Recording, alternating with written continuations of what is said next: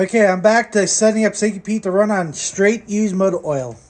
I got the heat exchanger mounted and hooked up. I got these copper brake lines, but I'm going to use them as fuel lines to come off the heat exchanger down underneath. I was going to reuse this 250-gallon oil tank, but I decided to use a 55-gallon drum. I already put the sending unit from the tank to this, so I have my main fuel line and return line. I also trimmed and adjust the float so the fuel gauge will actually work for this barrel.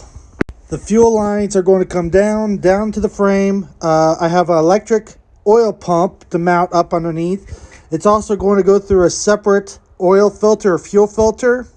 I also have a valve to mount under the cab next to the seat so I can switch from my regular fuel tank to the oil tank. That valve is set up to do the main fuel line and return line between the tanks.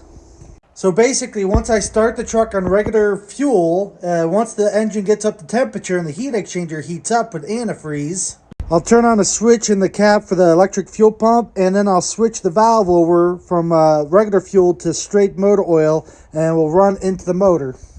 So it's going to still run through the factory fuel filter or the factory diaphragm pump.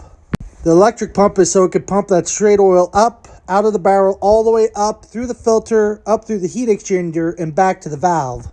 So when I'm almost done driving, I'll just flip the valve back over to regular fuel so it can flush out any motor oil through the lines, through the fuel filter, and through the injection pump. So that way it's ready to start on regular diesel fuel.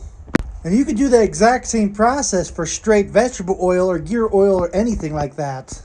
Normally I cut the oil with stale gasoline to thin it out so it can run through the factory fuel system. But I'm heating it up to thin it out so it can run straight used motor oil.